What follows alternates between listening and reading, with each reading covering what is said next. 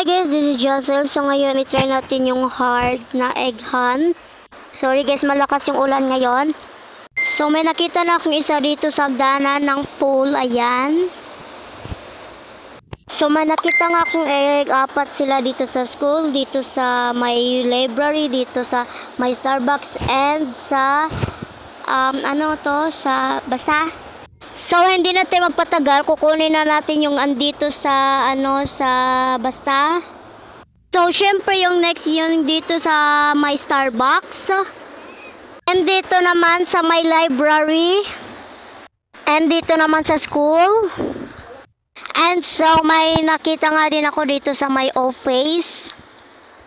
And kinuha ko na po. So may nakita naman ako dito sa hospital. And dito na naman, pero hindi ko alam ano to, pero kukunin na natin.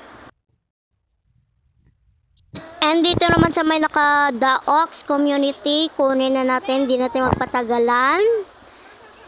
So ang kulang na lang natin is 11. So nakakita naman ako dito sa mall. Sa mall, dito sa like may pang-change ng hair, pag mag-change ka ng color. Tsaka dito sa market.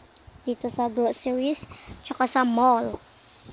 Ayan, kunin na natin. Hindi natin magpatagalan kasi malulowbat na tayo. Sure. La. Uy! Dito naman sa airport and sa McDonald's. So, kukunin na natin yung nasa McDonald's. So, ayan na po. Ayan. So, dito naman tayo sa airport. Ayan.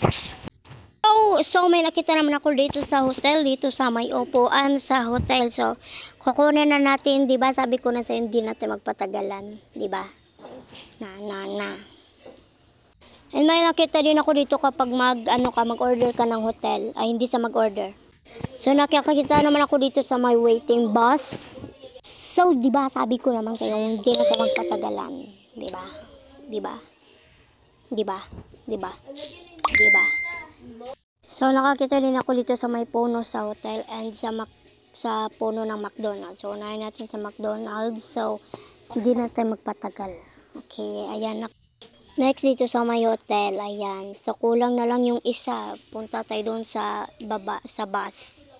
So nakuha ko na yung dito sa bus. So nakamalik ako ng crap. And so ayun.